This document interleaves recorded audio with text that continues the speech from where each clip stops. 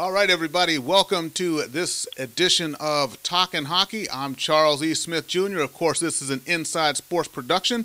Before we go ahead and get started, let's go ahead and thank our sponsor, thepuckshopshere.com.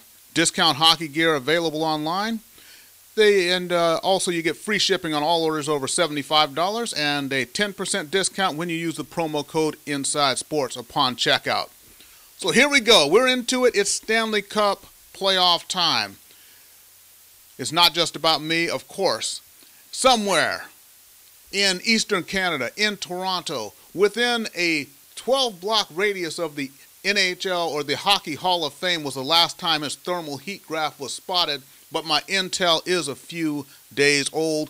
He's hard to pin down, but fortunately, much like flashing the bat signal in the sky, I'm able to pick up the one and the only Lonnie Schwartz every single week from Hockey54.com to do this show. He magically appears.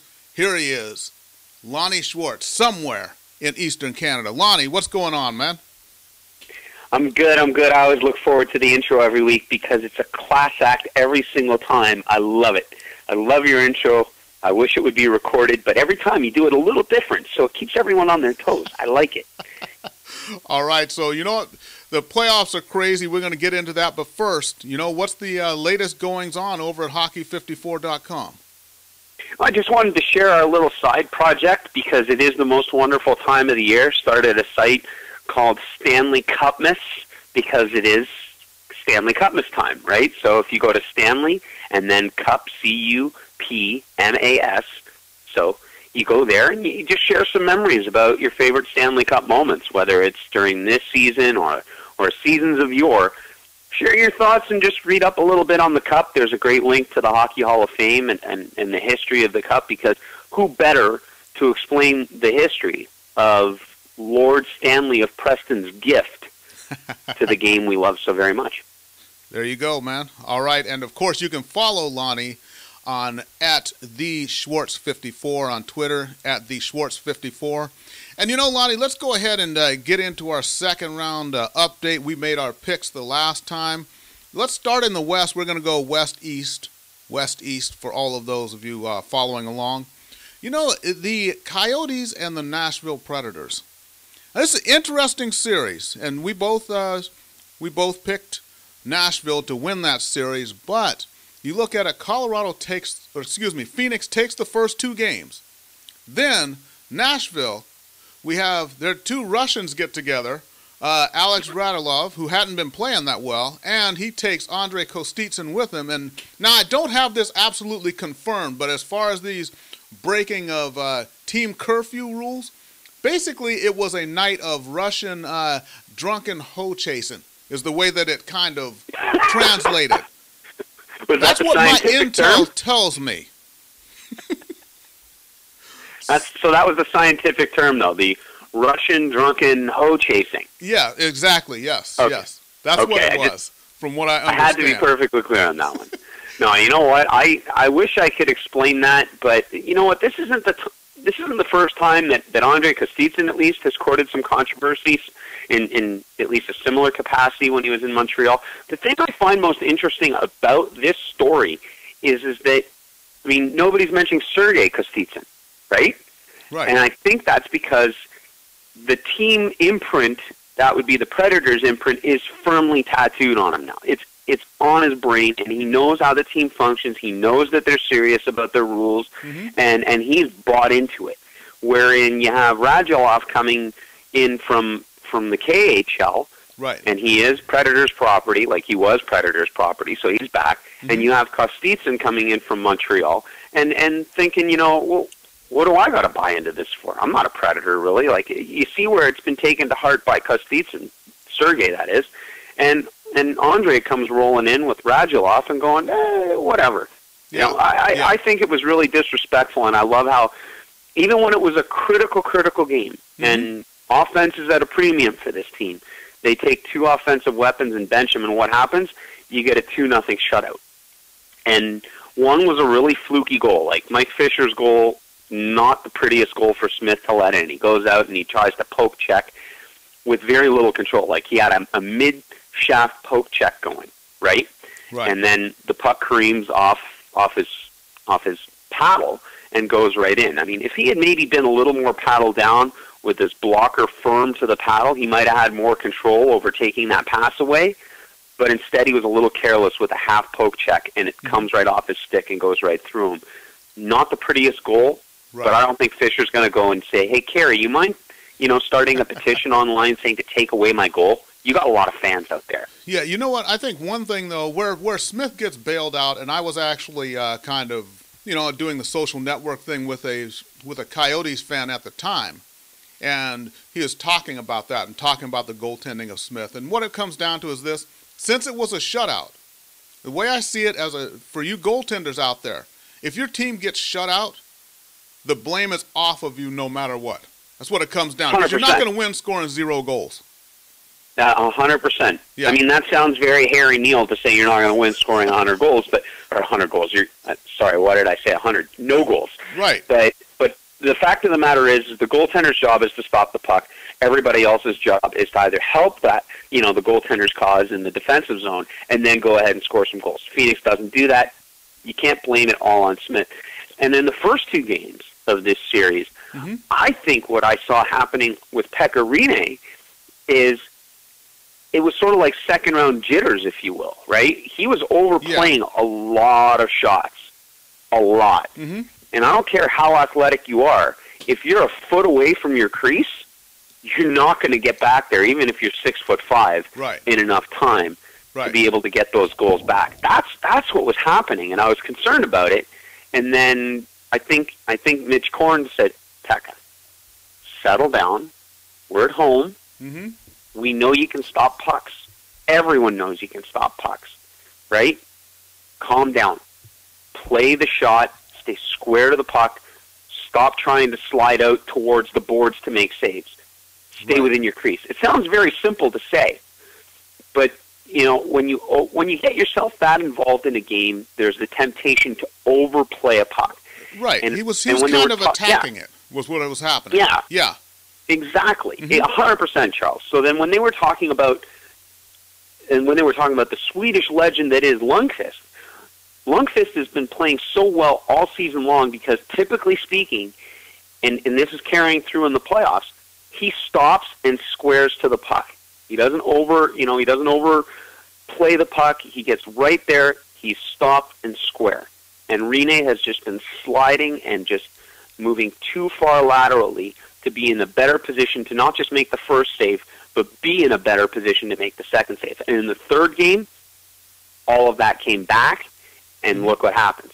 Goose egg all over the place. And also Live in the third game. On the ice.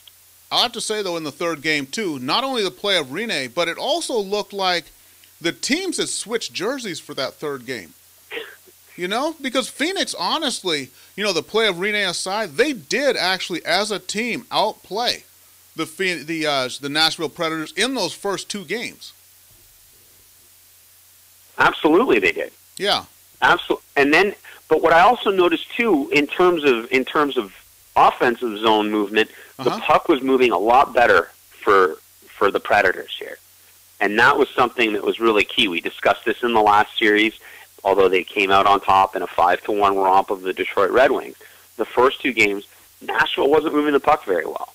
They're moving the puck a lot better, especially around the front of the net, and that's very, very important because you're not going to get a long distance. I'm going to spit this one out.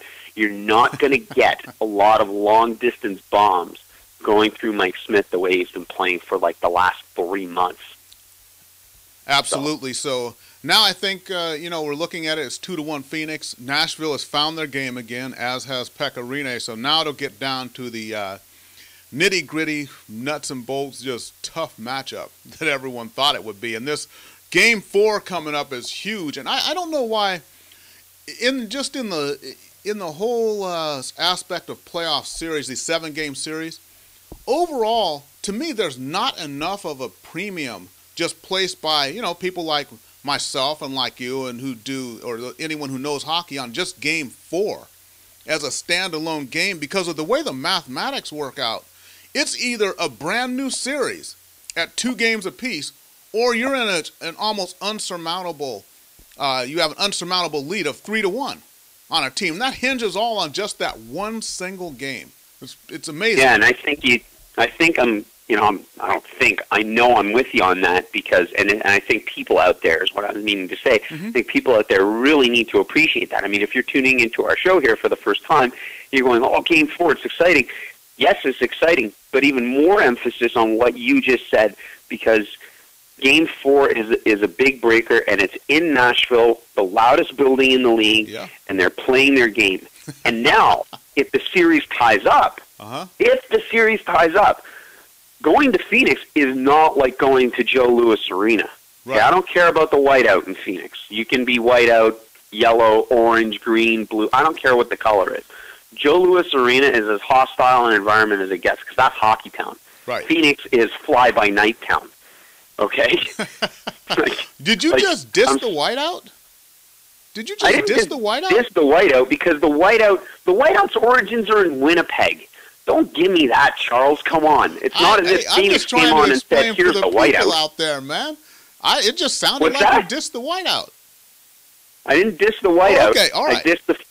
I'm dissing its importance in Phoenix because don't give the credit there. That whiteout goes all the way to Winnipeg. Okay. Okay? Had it come to Phoenix right out of the blue as an expansion team, we aren't talking whiteout here. Okay. We're talking about some obnoxious checkered colored green, cream, and forest red. They don't talk about those jerseys anymore.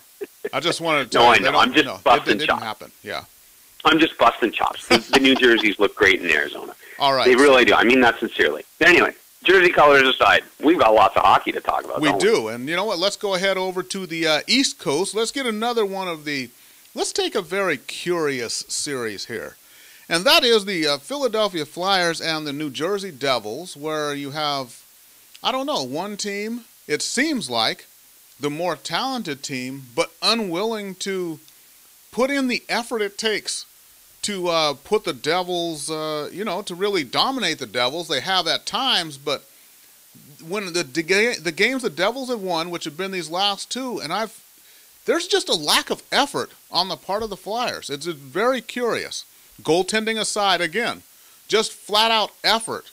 Effort, poor decisions, a horrible change in sudden death overtime after you had already been, indifferent on two power play chances in overtime.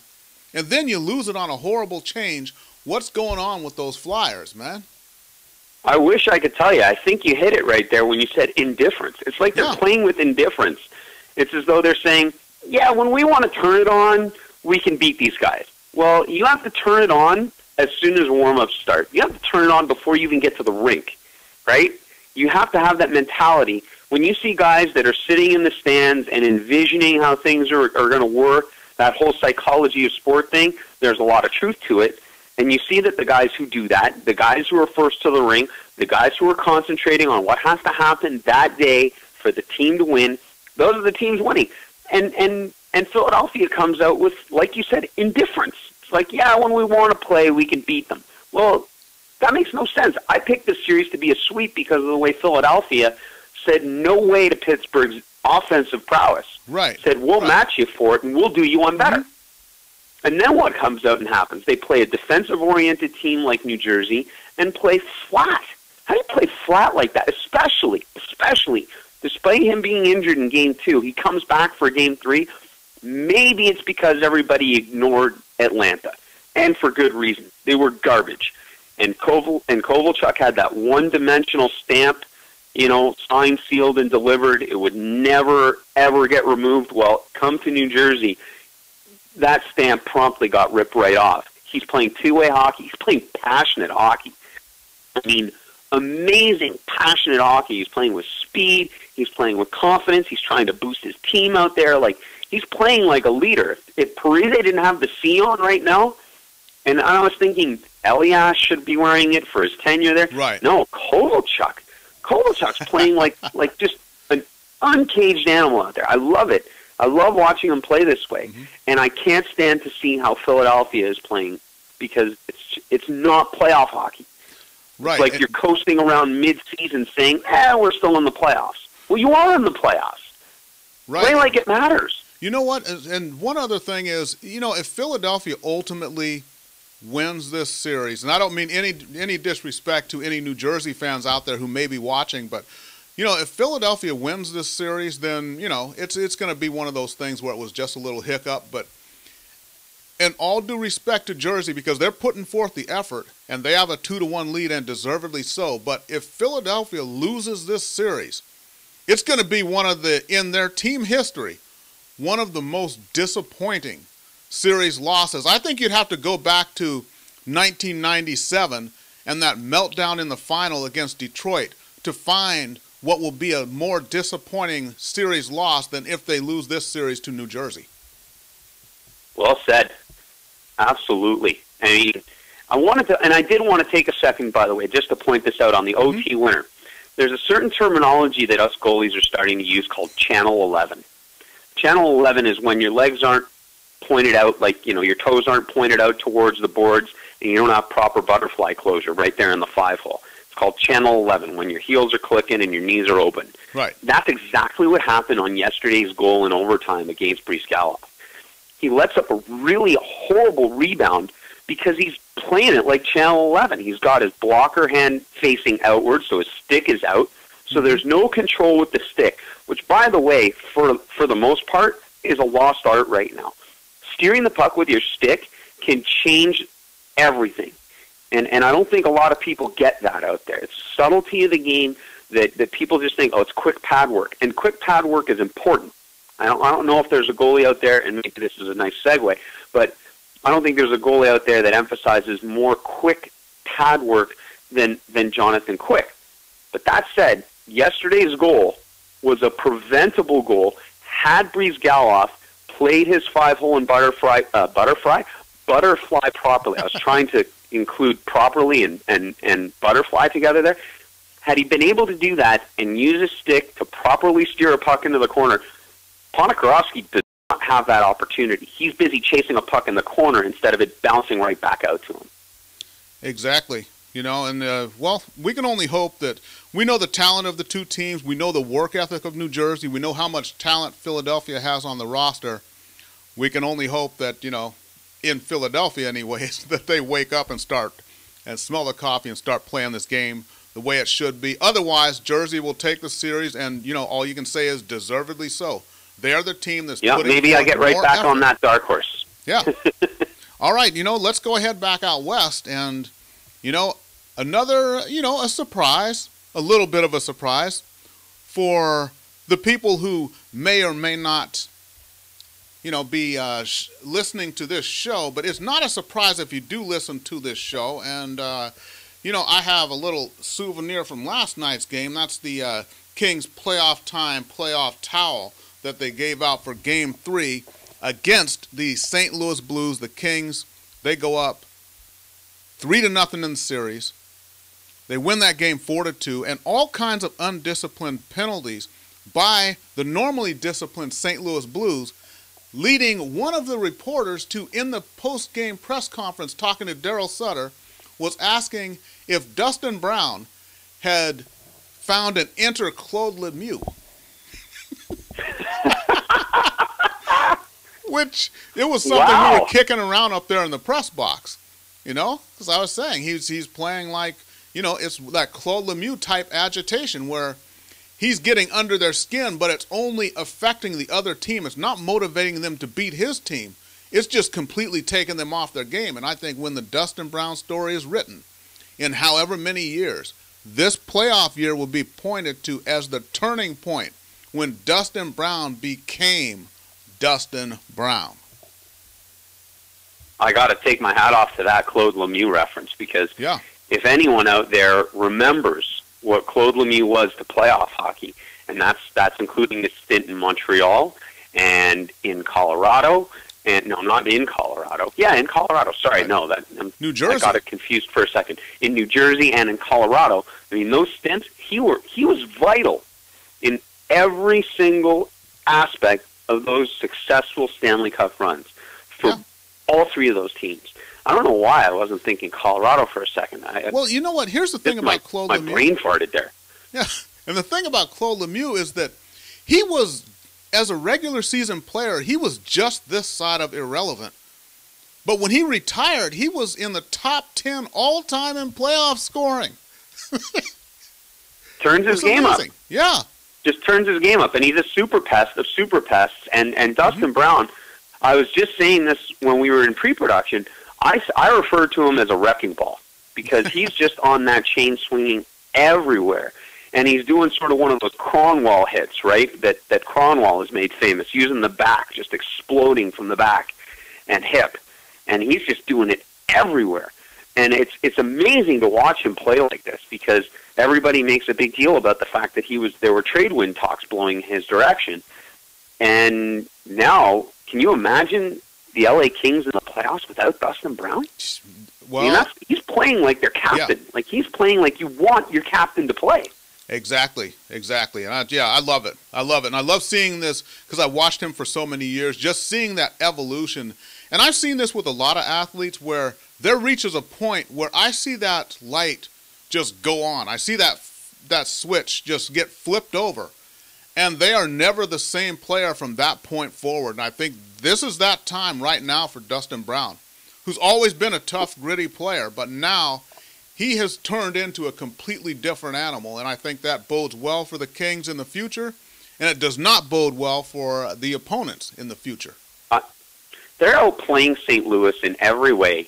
I mean, I haven't seen every period of hockey in this series. Right. I saw the full third period last night, though, and wow, just LA is moving well with the puck. They're just outworking St. Louis. And I wasn't expecting this at all. I mean, as we were talking in our preview show, I thought St. Louis was going to pull this one out. It's not looking like it. Not at all. Like, they got 3-0 lead. When we say insurmountable, LA is proving that 3-0 is huge because Vancouver couldn't crawl out of that hole. St. Louis doesn't look like they are. And I wanted to touch on a couple of quickies there. No reference to Jonathan Quick, mind you, but the goal that one of the goals that people were talking about that Brian Elliott let in, the position that it's referred to as when you're up against the post, and some goalies go paddle down, some goalies have just the blade of their stick right there in the 5-hole. But it's when you're, if you're against the post, the pad closest to the post is parallel to it, hugging right up against the post. Stick is down covering the 5-hole one way or another. It's called the load position. And you'll see a lot of goalies doing that when the puck is along the goal line. And when you see that, you've been seeing a bunch of goals lately. First, I'll point to Mike Layton. When he let that goal in from Patrick Kane a couple of years ago, that's the load position. Crawford this year during the playoff, load position. Roberto Luongo this playoff, load position. Brian Elliott, load position. It's not a very effective way of stopping pucks. And I think we're going to see a lot of goalie coaches saying, you know what, it's an experiment that's just not going to keep going because there are too many vital goals being given up, and one of them happened yesterday with Brian Elliott. And poor guy, because there's no Halak to come in and relieve him now. Right. You've got Allen on the bench, who's an unproven talent in the NHL right now. And I feel bad for Elliott because he's a top tender in the league this year. Yeah. But the way things are going, it's just, I can't explain how St. Louis is collapsing. As you were pointing out, is it that Ken Hitchcock critical mass where the team's going, all right, I had enough? I'd like to see how that plays out next season before I cast that judgment. But well, that was I was building on your theory when we talked about Ken Hitchcock and the way he had turned that team around. And you were saying, yes, you have the fast rise, but when it falls, it just falls and crashes down hard. When the Ken Hitchcock thing just kind of is no longer in effect, this would be the first time we ever saw it happen really, at this point of the season. Normally that takes a few seasons, but that's the Lonnie Schwartz Ken Hitchcock theory might have some weight to it. I honestly believe it does, but for it to happen this soon and at this time, wow. Like I'm really taken aback if that's the case, and it's really too bad because just St. Louis has the tools to go far, and they're not coming back from this. I mean, I hate to say it, but the way that LA is playing, the way that Quick is playing, the way that Brown is leading the team. I mean, yeah, they had a lucky bounce yesterday. Let's not take away from the fact that that first goal that Williams got, a lot of people were saying St. Louis's defense was out of position. I beg to differ. They were following where the pass was going. It bounces off Williams' skate and right to his stick. Hey, you know, you can't fault Elliott for following the pass. You can't fault the defense for shifting over to follow the pass. It's just a fluky play from a Doughty pass. And by the way, how can I not give props to Doughty? Like I said a couple years ago, Buddy Oakes does not let me forget that you can't doubt the Doughty. There you go, man. Hey, you know, the other thing is that the Kings, you look at this was the first time when they went up 3-0 on Vancouver, the first time in their history that they had ever had a 3-0 series lead. Now they've done it twice. And one of the more disturbing things that I'll have to say is listening to the broadcast, the CNBC broadcast, which I think it was Strader and Engblom, and then they have Brian Hayward, you know, as the third member of the team. And it's one of those where, did you guys ever watch the Kings play before you did this broadcast? Did you read your press notes? Did you DVR a couple of games? Anything? Because it just looks like a St. Louis cheering section up there. And then you go to Hayward, who's normally the Ducks analyst, and he's trying his best, I think, to be objective, but he just can't give the Kings the proper credit. Look, I'm as impartial as it's going to get to watching this. Even if it's the Montreal Canadiens, I'll be as impartial as it can be, because look, I'm looking for the honest breakdown of the game, and I don't want to deviate too far from this because, we want to talk serious talk here. But, there came a point years ago. I'd love to be able to say I can throw the pin right on the dartboard and when exactly it happened, but insight has lost way to opinion and to micromanaging analysis. And from a play-by-play and color commentary standpoint, I understand that if you're the home broadcast, there's going to be some homerisms going on. I get it. You love Rick Jeanneret in Buffalo. The guy couldn't be more of a homer if he tried, but. Yeah. You know what? When you're on national television, you got to try and give some objective analysis and play-by-play, and I think that's getting lost in the game right now. But that's an entirely different subject that's because true. We still got another series to talk about, right? And that's that big polysyllabic word called objectivity is getting lost. So we do have one more series, and this is the one that's kind of going, as we sort of thought, even though I think you had picked Capitals in 7, I went Rangers. But, it's a back-and-forth series here, the Caps and the Rangers. And should anybody be surprised? Look at how both teams are playing. They're playing tight, okay? We already had a game going to overtime, triple overtime for that matter, where there was just a small defensive breakdown and you have a man open in front of the net. And what happens? It's Gaborik. Right. Geez, finally, Gaborik, you punched in your time clock card and said, I'm going to show up. I guess it's better late than never. But, look, Richards is worth every penny right now that the New York Rangers are paying him. This is where he is your moneymaker when he's technically not even getting paid. So, look, the guy has just been the engine behind this team. Callahan's been phenomenal. Like, again, maybe one of those unsung captains who is now starting to make his mark, much like you were talking about with Brown. Right. You could draw some parallels there with those two guys, definitely. Yeah, they're gritty guys. They're not going to be the most offensively gifted for you on the team, but they're going to do what it takes to lead the team, and I like what I'm seeing. And look, it's a 2-1 series lead, right? This happened in Boston. Washington didn't get all caught up and said, oh, no, we're down, we're in the other team's building, and it's going to come crashing down on us. It didn't happen. So I'm really happy to see how this series is going. It's back and forth, although, look, if Holtby's parents show up to a game, and I'm glad they did, every time he makes a save or there is a shot on the goal, don't pan over to his parents every time.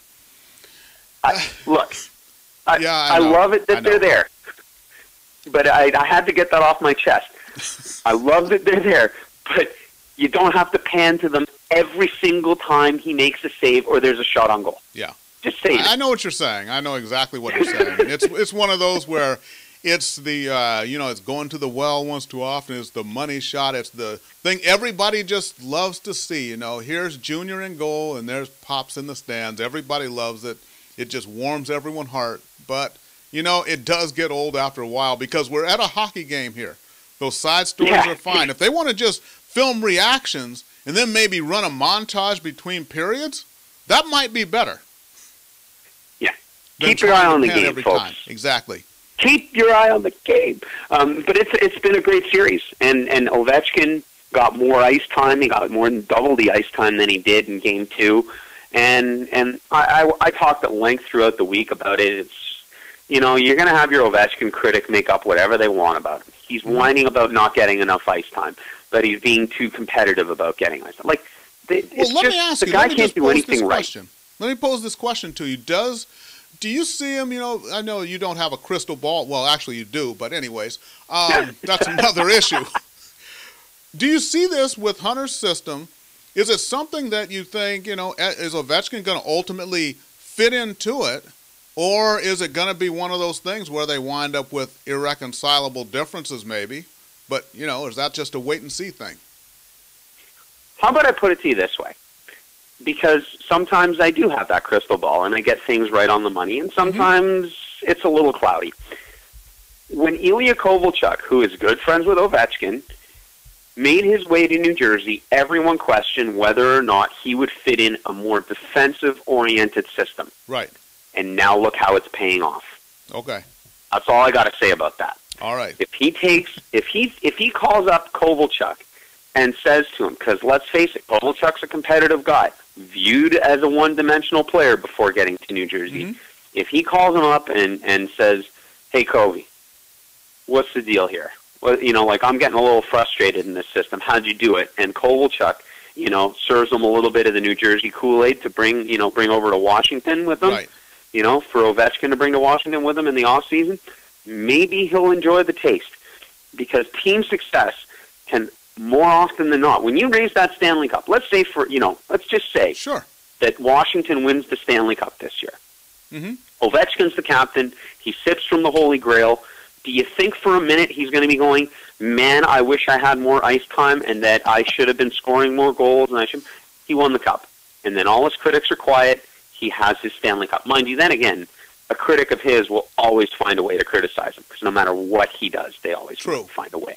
And that's the thing, is you got to get him, and that's where you get into when it comes to good coaching, good systems, is getting players to play outside of their normal comfort zone for the betterment of the team, and really getting them into buying into the whole thing of, this is a change, and yes, you're not doing what you're comfortable doing. Maybe your numbers are suffering, but it is ultimately for the greater good of the team. And getting them to buy into that wholeheartedly, that's where good coaching comes in. And that's where it looks like it's going with this team. They didn't tank it against Boston. They're not tanking it against New York. Let's just see how things progress. And again, when it comes to being a reporter, I know we're not mainstream media, you and me, but, I think we bring that journalistic integrity feel to what we present. If we are to be objective, and look at how Ovechkin's reacting, he's being a competitor. Right. And that's how I see it. If I'm a goaltender and I'm not getting the starts and I know I'm the number one guy, I'm going to say it because I want to be that number one guy. There are some guys who accept the fact that, I'm the backup tender. Alex Auld is not going out there and saying, "I deserve 60 games." Right. Alex Auld is a backup goaltender. Exactly. Alex Auld knows he's a backup goaltender. Same with Ty Conklin. Guys who accept their roles and relish the opportunity in those roles flourish within them. Right? There you go, man. That's just, and I'm taking that from my world. So without that competitive edge, though, Alexander Ovechkin, and I'll end my little shtick on him with this. Alexander Ovechkin was a megastar. Okay, he was beyond superstar. Him and Crosby were in that echelon, those two alone. Right. And when you appear to be more human than you just were, people look at that and see it as a failure. Now, look, he wasn't top 10 in scoring this year, but he was top 5 in goal scoring this year. Top 5 or top 6, Let's just say and when you're near that 40-goal plateau, there are guys who don't have 40 goals in an NHL career. That's true. So you just have to look and say, has he fallen off that megastar status for the last 2 years? I would be stupid, and my opinions would be completely invalidated if I were to say he's still that megastar. He's not. But is he a potential game changer and a superstar in this league? He still has that cachet to him. Well, I'd say this. When you look at that, and this is something with hockey players as they become really good, and I mean hockey players. If we look at the career, you can take the career of Steve Yzerman, even when the first half of his career was all about the points and the scoring and everything else. But when his scoring went down, he actually became a better overall hockey player at that point. And you can say the same thing about, about Brett Hull, about a few other guys, that, yeah, the scoring went down, but the impact they were able to have on the game otherwise just went up as far as the little things, being in the, the right place, right time. Just, and it's just those very fine lines where, you're along the boards, but you're 3 feet further up or down from where you used to stand. Just those little fine dividing lines, they just become great, great hockey players. You won me over when you said Stevie Y. You want to talk about a guy who made the transition from being one of the people forget that when Gretzky was in the league, Yzerman was a close 2 or 3 to him, because then along comes Mario Lemieux. Right. But I think Yzerman played third fiddle to those guys for his career. Well, here's the problem with Steve Yzerman. Yeah, he became a Selke winner. Yeah. Guy won the Selke. Yeah. Guy won the Lester B because his peers, this is the Ted Lindsay Award now, his peers voted him in 1989 as the best player in the league, the most valuable player according to his peers. How do you like that? Well, here's the thing with Steve Yzerman, and remember, I like to talk about that window in which he played during the 80s and through the 90s. There were some centers.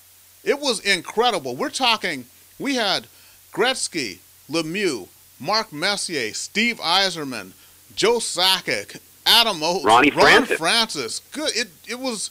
So I think there should be an asterisk next to a lot of the all-star numbers of any center who played in that era. It's like, you only had 3 all-star appearances. It's asterisk. Okay, played in the Gretzky, Lemieux, Messier era.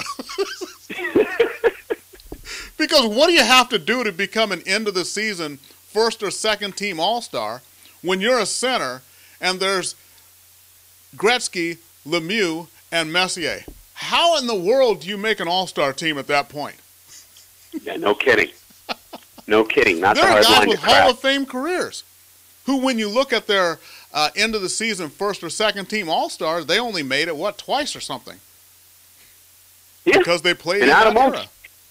Look, Adam Oates didn't win a single award, yet Right. Adam Oates is considered by many to be quite possibly the most gifted playmaker, not just, take Gretzky out of the picture there. Right. And even, I'm one of the biggest card-carrying Steve Yzerman fan club members here, but arguably, Adam Oates is the greatest playmaker of his generation, Yes. and he is not in the Hall of Fame. Brett Hull does not have his career numbers without those times with Hull and Oates.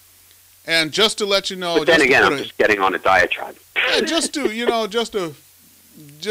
put a capper on it, we're looking at a Hall of Fame which does not include Adam Oates, but it does include Clark Gillies. That's all I'm saying about it, That's all I'm saying. Travesty. All right, you know what? Well, we've covered every map, haven't we? We have. Yes, we went all the way back to the Islanders dynasty of the early 80s, and we paid homage to everything this time, man. And you know what? We're out of time again. So we'll go ahead. Final comments from Toronto there, Mr. Schwartz.